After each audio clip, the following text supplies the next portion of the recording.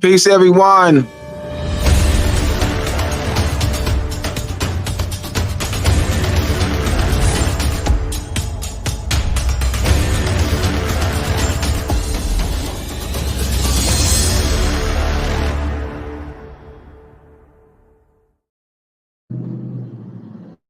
Peace, everyone. Welcome to Moorish Monday with Abdullah Il Talib Mosi Bey. Welcome. Thank you for joining this wonderful platform. I always want to give a shout out to Brother Hank for offering this platform to me. I've been on this platform since the first Monday in December of 2023, approaching 1 year. My special guest, King El Bey, had emergency to attend to, so he will not be on tonight. So yours truly will be giving a lesson. So the lesson that I advertised will not be the lesson, as King has an emergency to attend to. He let me know at 3 hours or so after I had posted it. So we're going to delve into the political application of nationality, particularly the political application of the Moorish nationality. So as y'all know, in my story, 25 years of misconceptions that I was trapped into from 1993 to early part of 2018. And so I want to delve into that, the political application of the Moorish nationality.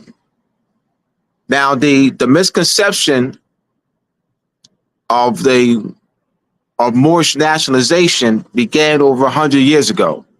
Drew Ali was the one that put out the misconception of the Moorish nationalization. Drew Ali defined Moorish nationalization as bringing the Moors back into the constitutional fold of government, back into the United States Constitution and United States government. So that was set over 100 years ago by Drew Ali. So that began the process of the misconception of Moorish nationalization. So that's what I had been taught, of filling out paperwork and filing it, at that time was with the Social Security office. It was with my job and school that I had graduated from, and putting them on notice of my Moorish nationalization. So my understanding never grew beyond that, until I started studying it with Sherman in April 2018.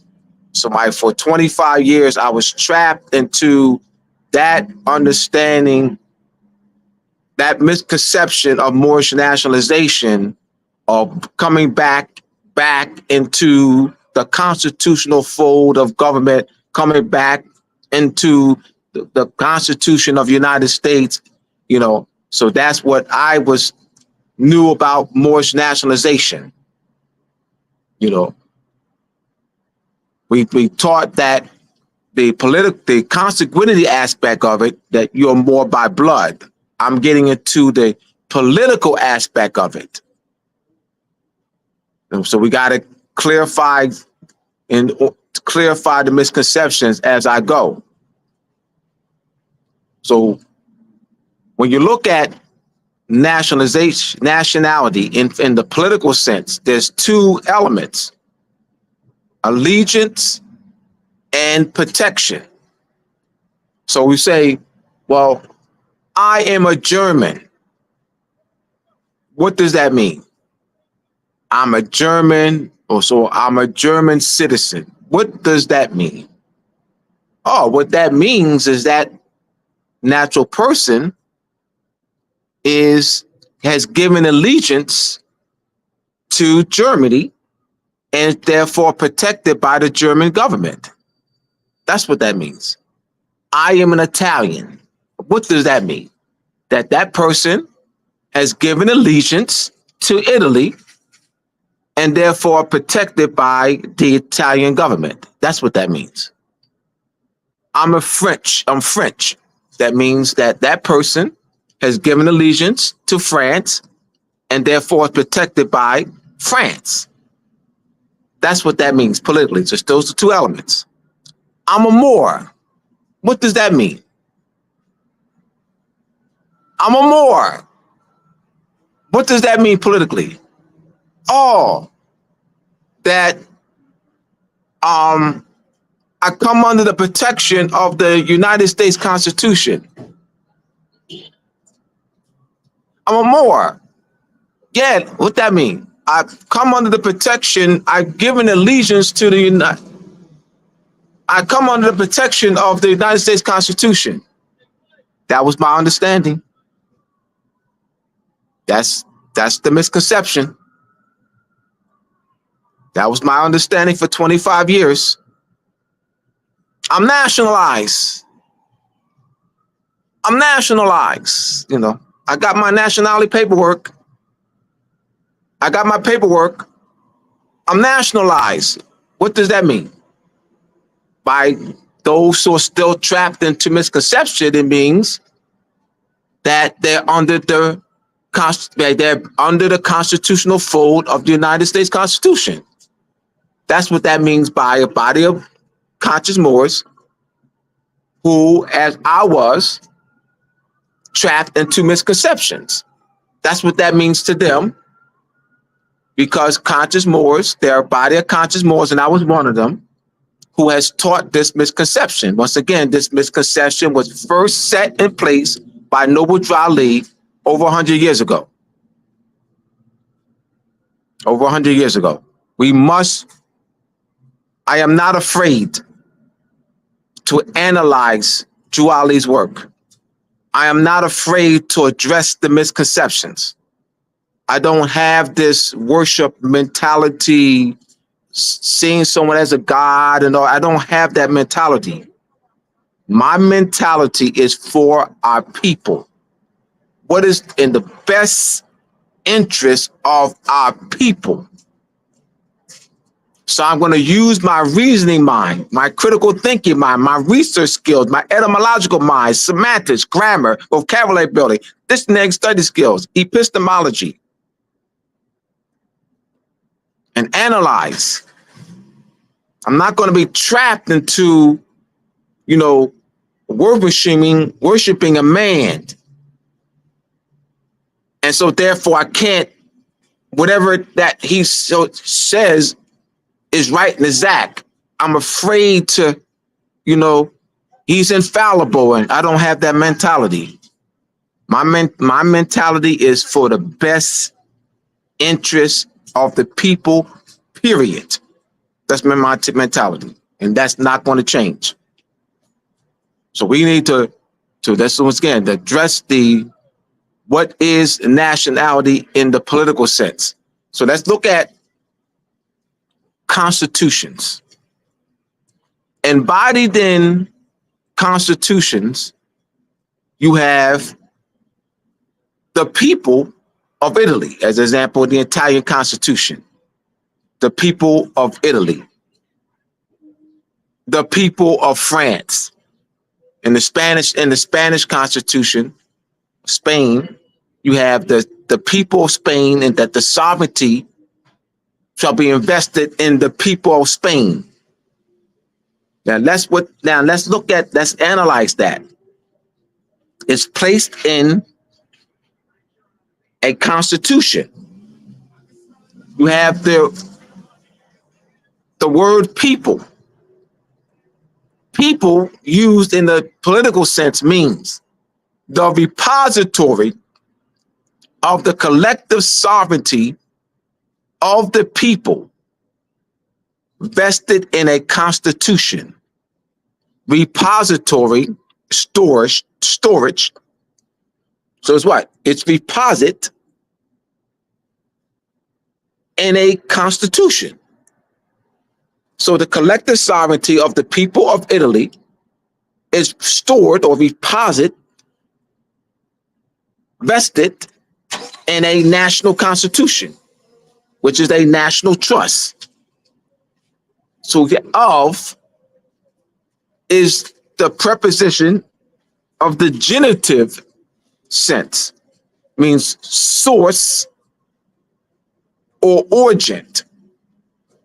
So the source, the people of Italy. Italy is the national name. Italian is the nationality. So where is that in this United States Constitution? The people of Morocco. I see we, the people of the United States. All, as I was taught, and as I taught for 25 years, thousands of people, oh, we the people of the United States, that's the Moors. No, it's not. We the people of the United States. We the people, this constitutes we the people of the United States. The people of North Carolina State, the people of South Carolina State, the people of New Jersey State, the people of Pennsylvania State, the people of Virginia State, the people of Rhode Island State, the people of South Carolina State, the people of Virginia State, the people of Massachusetts State, the people of New Providence State, the people of Connecticut State, the people of New York State, all 13 make up we the people of the United States. We the people of the United States. Finding of facts, Abdullah. All right. Let's look at the signatory page. The signatory page of the Constitution. You have delegates of the 13 original states that signed the Constitution. Delegates. Now, prior to that, while that Constitution was being drafted, the Articles of Confederation was still being enforced. The Articles of Confederation was no law. That's not how it worked. You can't use that's a governing instrument for them. The Articles of Confederation. The Northwest Ordinance was put into effect under the Northwest Ordinance, the Northwest Ordinance under the Articles of Confederation. So we're looking at delegates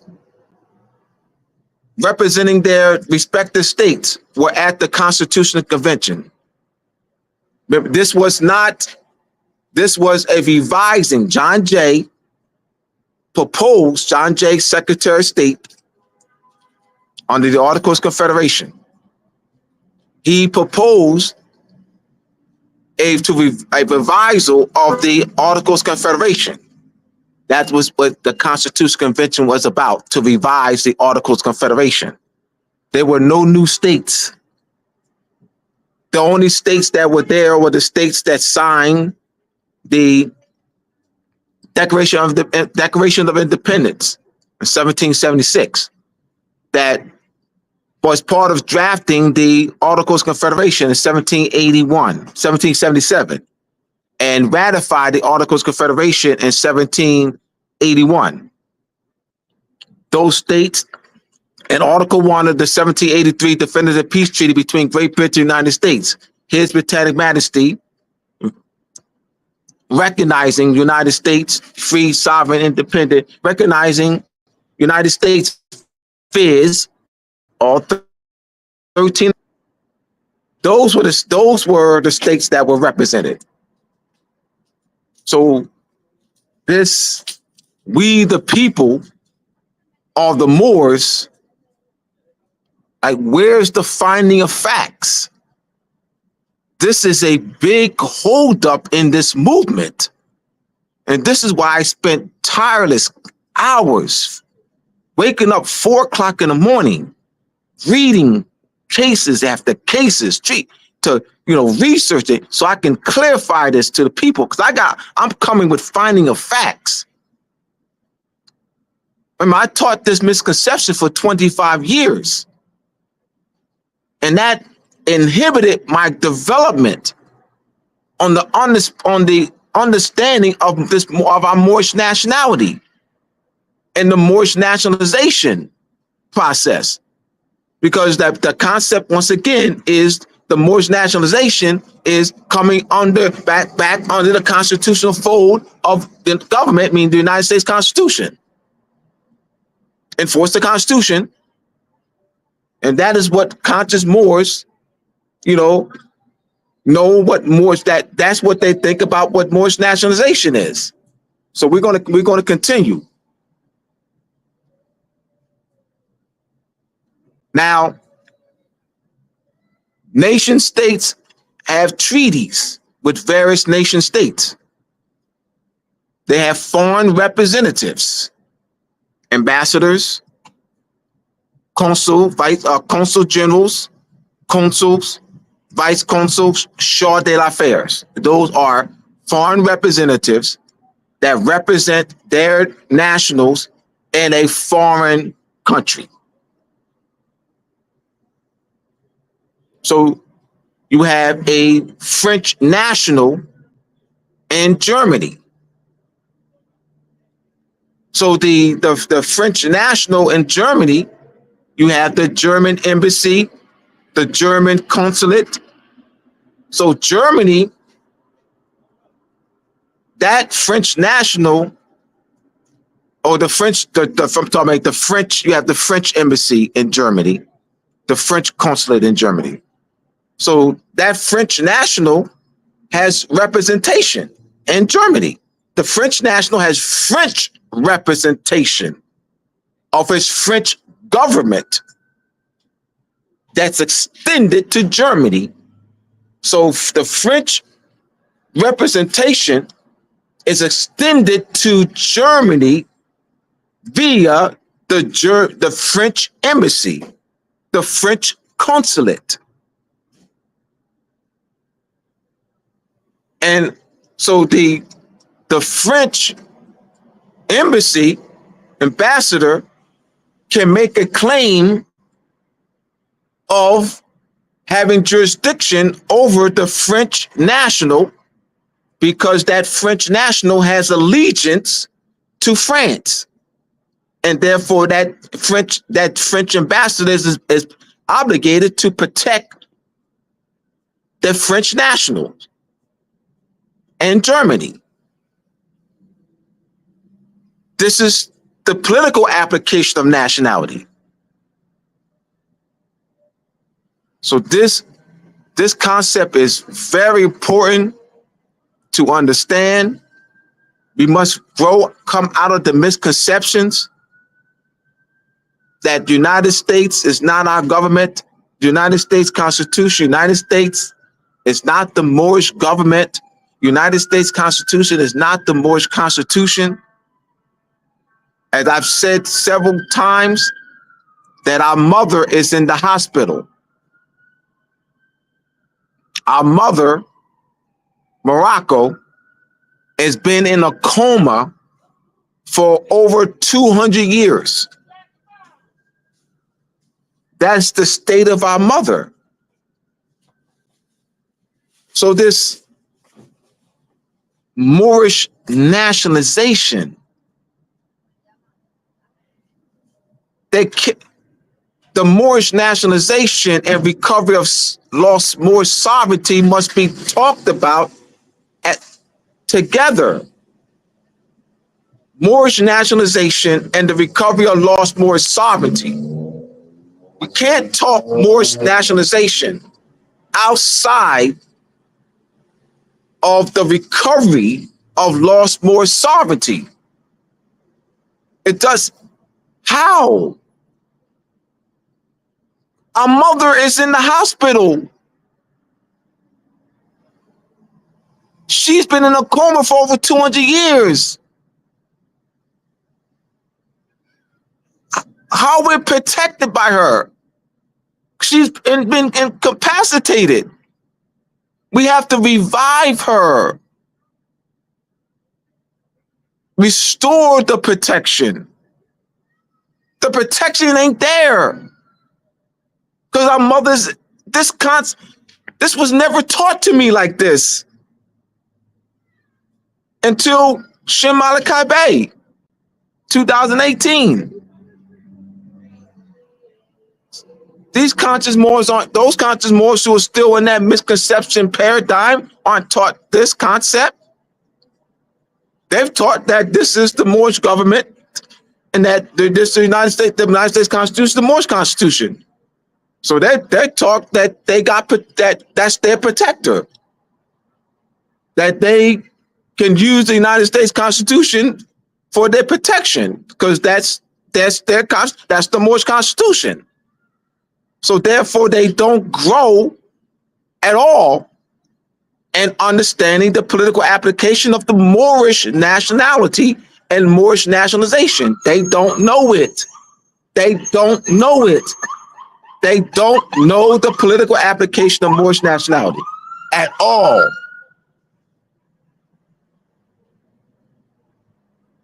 At all.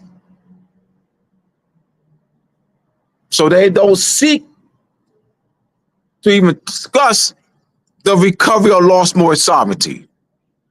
What is there to recover in their minds? We got our Constitution, the United States Constitution. It's not the United States Constitution, Abdullah. It's Abdullah, stop calling it the United States Constitution. It's the Moorish Constitution. That's where so we have to continue to address these misconceptions. I could continue more finding of facts. Article 4, Section 3 of the United States Constitution. What is that about? What is the history? What is the history of Article 4, Section 3 of the United States Constitution? There's no history of the articles. They just sat down blindly and just drafted stuff. There's no history surrounding none of the articles. Yes, there is. The history of Article 4, the history and the politics. Write this down. The history and the politics of Article 4, Section 3 of the United States Constitution. Write that down. That's the history and the politics of Article 4, Section 3 of the United States Constitution. This is huge, my brothers and sisters. Y'all must have heard me say this in the past. So we're gonna begin with France. We're gonna begin with France. France extended French territorial sovereignty on our land through French conquest and colonization in the late 1600s. French, through surveyed on the French conquest our land and surveyed our land and called that surveyed portion of our land the Louisiana Territory. France also surveyed a portion of our land they call Canada today. So you have the Louisiana Territory, you have the Northwest Territory, and Canada on the French territorial sovereignty due to French conquest and colonization. So we're going back to 1600s, 1650s, 60s. All right, so let's move up. 1754. From between 1754 to to 1763, you have France and Great Britain were at war. It was known as the 7-Year War. France lost. Spain aided France. Great Britain. Great Britain made a deal. So France and Great Britain signed a treaty, negotiated a peace treaty, the ending of the war. France cedes Canada, the Northwest Territory, which embodies Michigan now and part of Minnesota, Ohio, Indiana, Illinois, and I said Indiana, Michigan, Ohio, Illinois. So you have the Louisiana Territory. Great Britain made a deal with Spain to have France cede the Louisiana Territory to Spain in 1762 through the Treaty of Fontainebleau. So we got to. This is all important. I'm going I'm giving the chronology. So now, the King George III put out the Royal Proclamation of 1763. Part of the land that was ceded to him by France, he reserved that for Moors that they classified as Indians. Now, this was a problem. That Royal Proclamation of 1763 was a major problem. The Europeans, the English subjects, the English subjects who were living on our land along the Atlantic Sea coast in the English colonies, they were being taxed, heavily taxed, and they wanted that land. They wanted that land that King George III reserved for us. This led to the West. This was a major factor that led to the Revolutionary War. That's why I'm setting this up. So King George III did not budge. So they're working the land and they're being taxed, and they want more land so that naturally they can produce more with more land. They ain't worrying about us. F y'all. They're not worrying about y'all. They're looking after themselves, their own self-interest. They ain't worrying about y'all. F them. All right, so this is major. So that led to the Revolutionary War. So one of the settlements issue of the war is the Treaty of Paris. It was drafted in Paris. Treaty of Paris of 1783, drafted in Paris in 1782. A whole year ironing this out. And so one of the settlement was the Northwest Territory. The Northwest Territory, Michigan, Ohio, Indiana, Minnesota.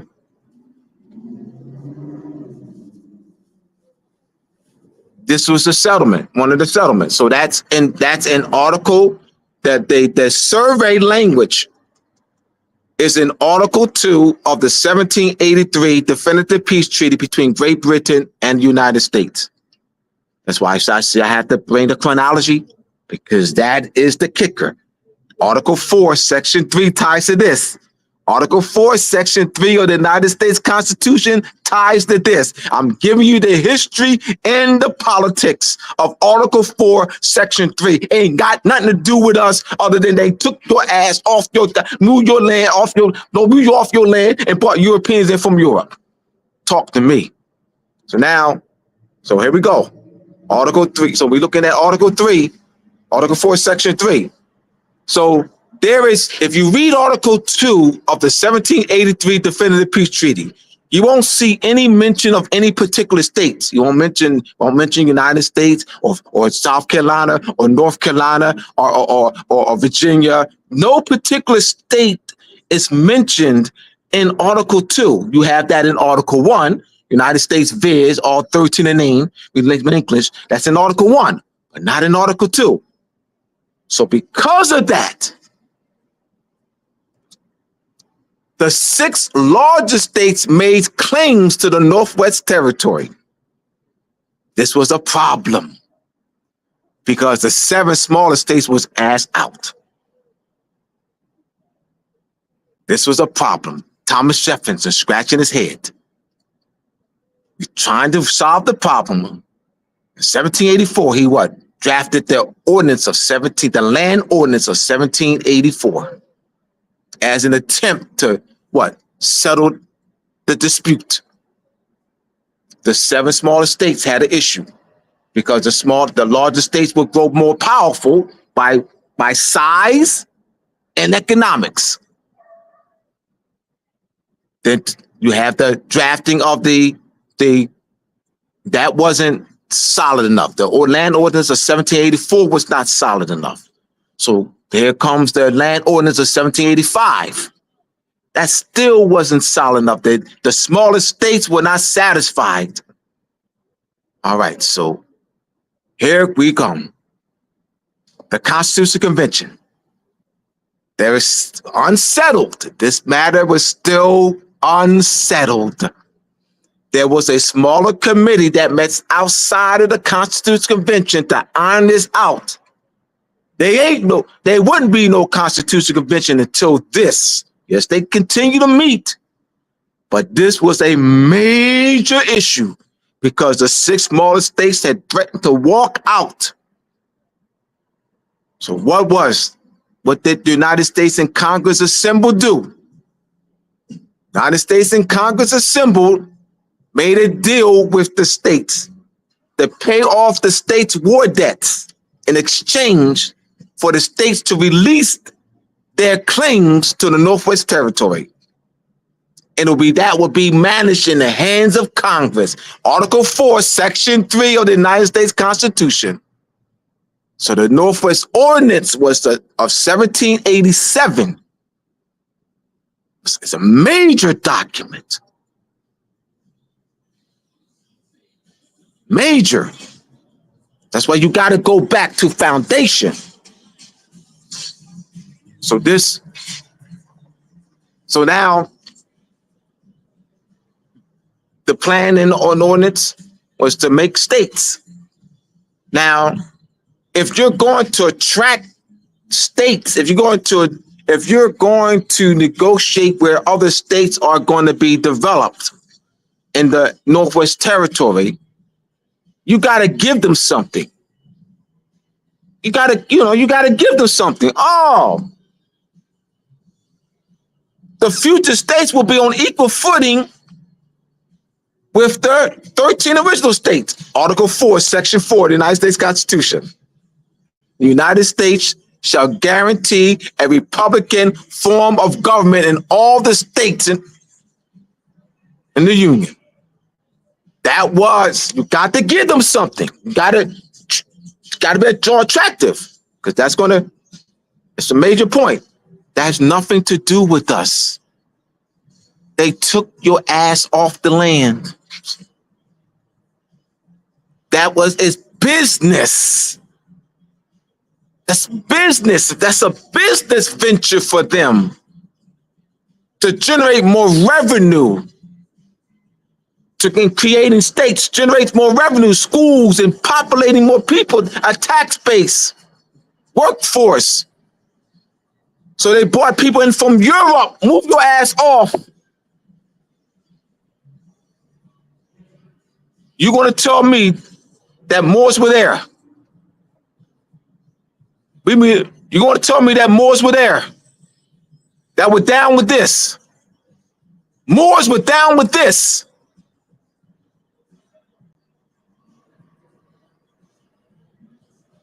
Moors were down with this. How you benefit, Moors? How do Moors benefit from this? They took land from you and brought Europeans in from Europe, created schools, states. The Northwest Ordinance was the instrument that would govern them, the Northwest Territory, until each of the states would have formed constitutional conventions and write their own constitution.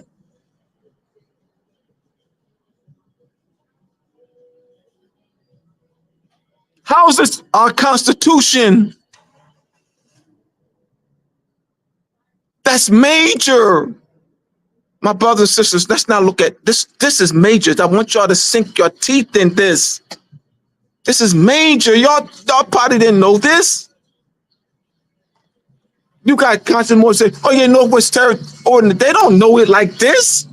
I'm talking about the history and politics of Article 4, Section 3 and Article 4, Section 4 of the United States Constitution.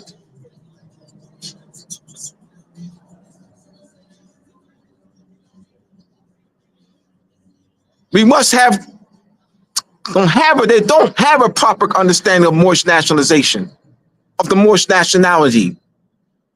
They don't have a proper understanding of political application of nationality, allegiance, and protection.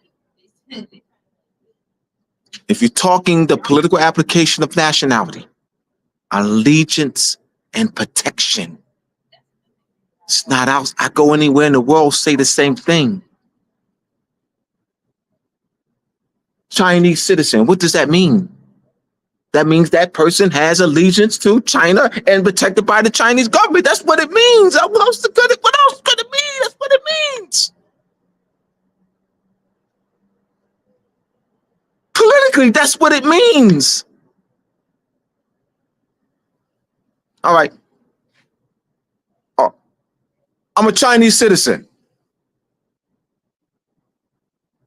I'm protected by Germany. That can only be true if they had the dual citizenship.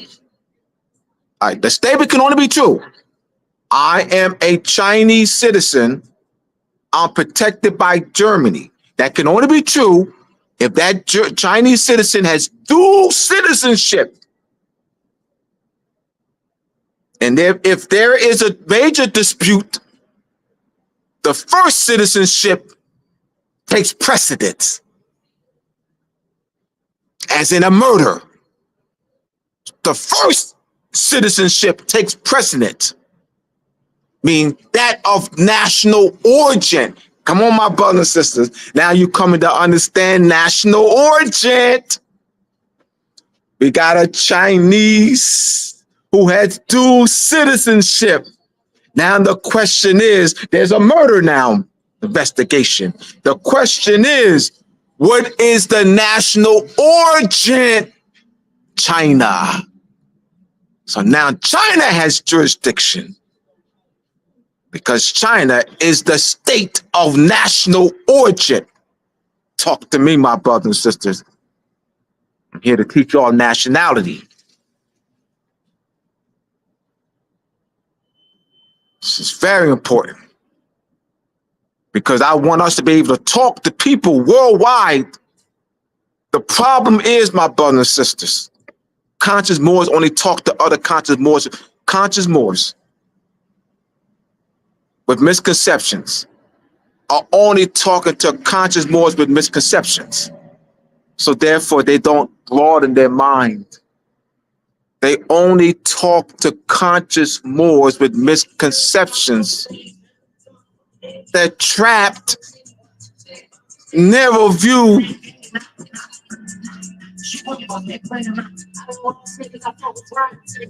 So this concept is very important. So we're looking at, once again, the political application of nationality. And it's very important to come to understand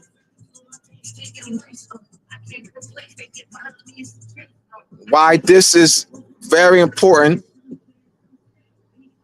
to come to understand the importance of, so that we can grow and develop. We cannot grow and develop so as long as we're trapped into misconceptions.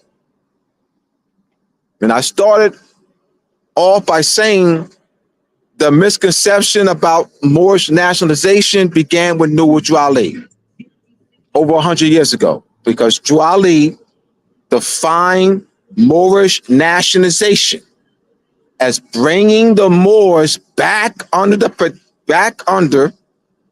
into the constitutional fold of government.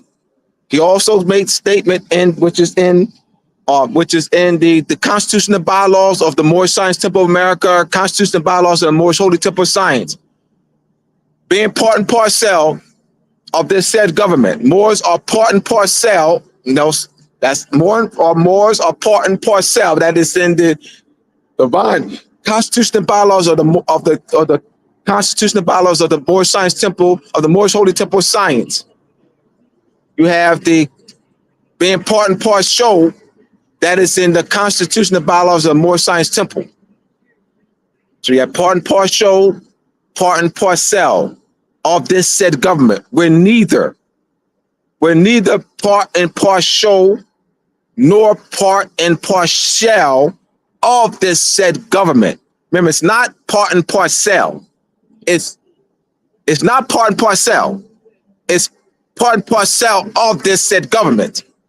See, what they do is they'll say, "Oh yeah, part and parcel," and they're arguing. It's part and parcel, or part and parcel, or part and parcel, or part and parcel. It doesn't matter. Why? Because of the prepositional phrase of this said government. You cannot analyze it outside of this entire sentence. You can't take part and parcel out and then analyze it by itself. It's part and parcel of this said government. Part and parcel of this said government.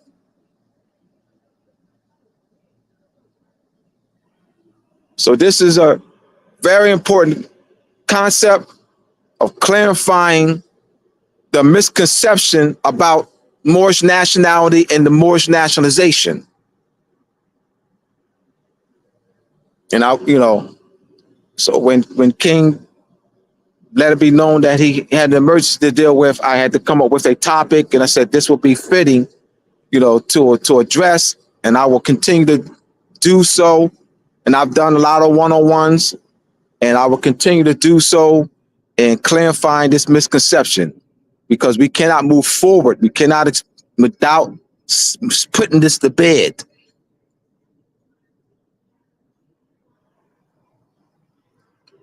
So looking again at a constitution that embodies the protection of the people's fundamental rights, but the identity of the people, the nationality of the people, are in the Constitution. Like, where is that in the United States Constitution? The people of Morocco doesn't read that. And so how do we interpret it? That we, the people of the United States, is on the Moors? And also what's been taught is that the federal government is the Moors, was established by the Moors, and the state governments are the Europeans. So that if that be true,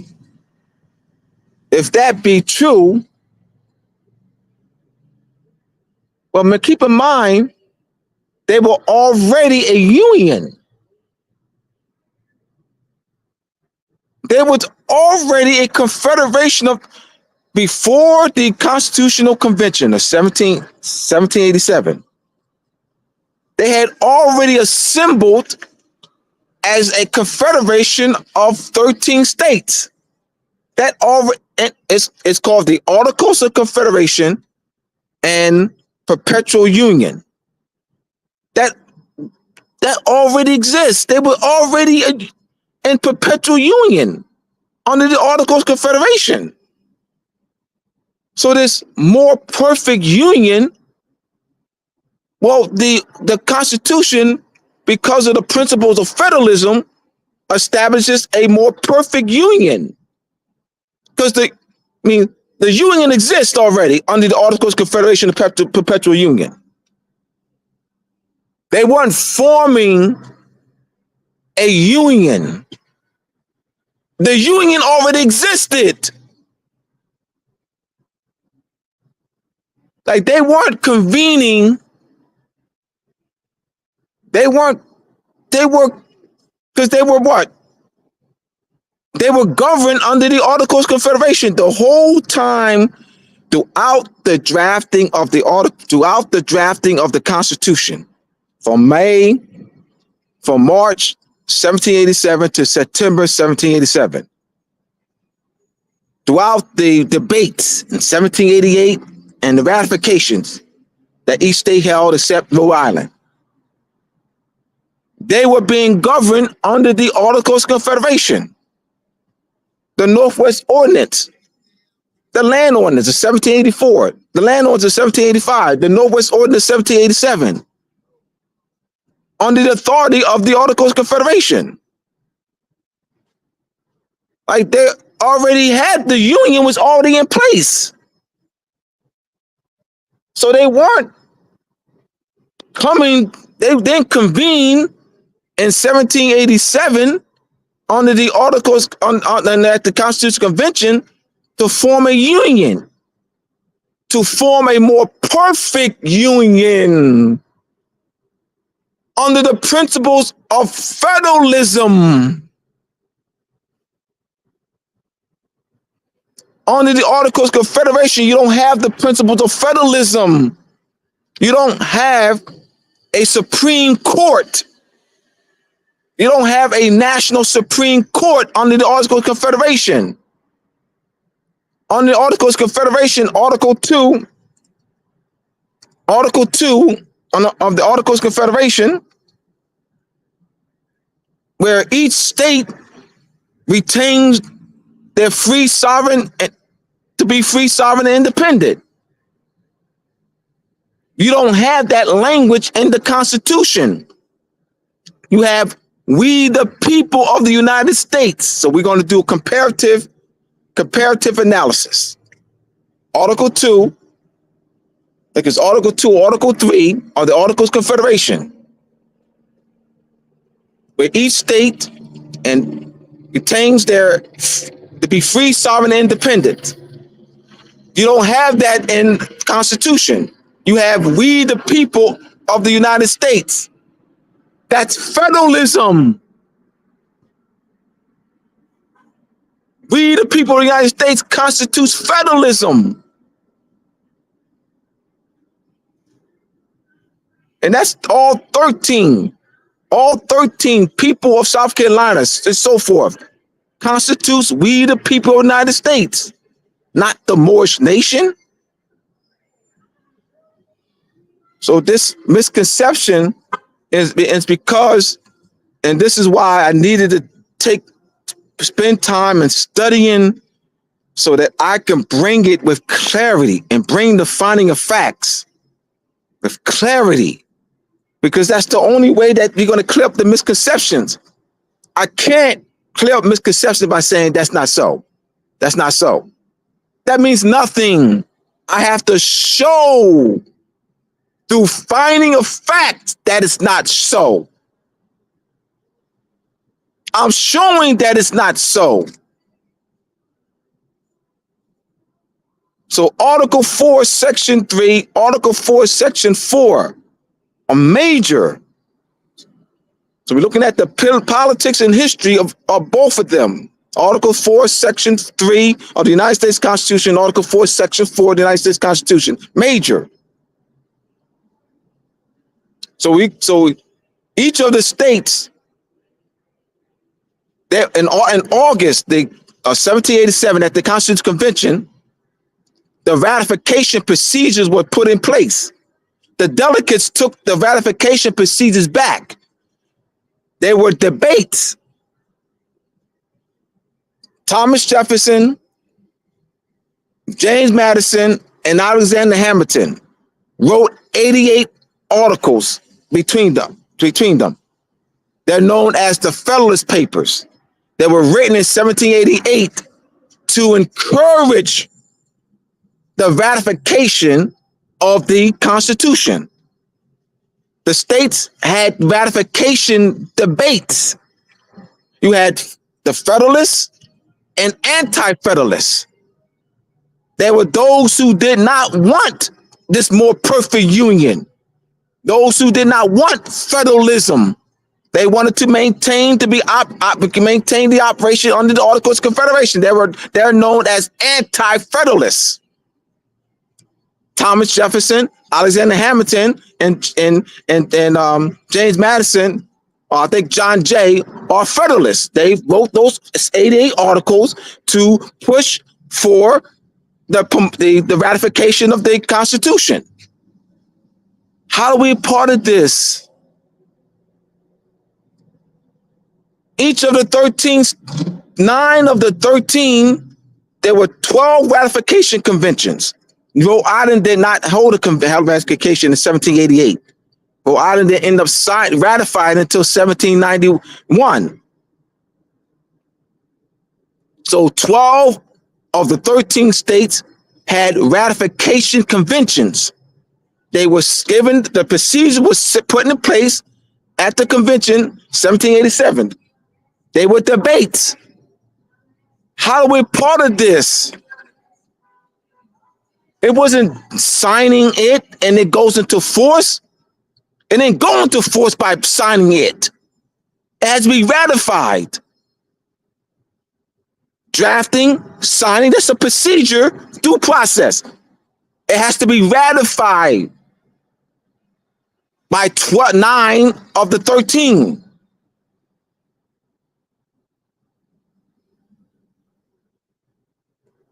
Where are the finding of facts that this is our Constitution? Are we just saying it? Are we parroting it as I did? I raised my hand. I raised my hand. I did that. I did that. I did it. I was looking for finding of facts. I couldn't find it. All the Moors around me, conscious Moors around me, that's what they were pushing. All the quote unquote heavy hitters, that's what they were pushing. I'm coming in 1990, October 1993. I don't, I mean, the heavy hitters, those who've been 20 years in, I mean, I don't, I know now. I know now. So I just wanted to definitely come on and give you this solid presentation of proper concepts. As I said before, it's not a lot, it's proper concepts. It's not about throwing a whole lot of information at you. It's giving you proper concepts in the information. All right, so as you see, I'm out here now, but it's loud. So we're gonna end. I want to thank you. To get my books, go to mooresandmasonry.org. Moors and Masonry Part 1, Moors and Masonry Part 2, How Venus and Moon Rule, Etymology Vocabulary, Submit You 1, Masonic Compass Square, and the Connection to Measurement and Timekeeping. Go to mooresandmasonry.org. Also, we have the Moroccan Post School of Government and International Law, have free courses on the Moroccan Post Media YouTube page, as well as the Moorish Investigative Research Committee. There are 7 educational lessons. They're free recorded classes on the Moroccan Post Media YouTube page. All right. I'm going to have Brother El Kanan next week. Yes, I'm making an announcement. He said he's going to do a presentation. He's working on it. So I have Brother El Kanan next week. He's been on this platform a few times already. Once again, Brother Hank, I bow to you. I thank you, Brother Hank, for offering this platform. I'll be approaching my 1-year anniversary on this platform. Check out, this is the Magna Pyramid Crystal YouTube page. Please don't forget to like, subscribe to the page. And there are other classes Hank has programs on throughout the week. Please check those out. Thank you, Brother Hank. I appreciate you. I appreciate all y'all. Peace, everyone.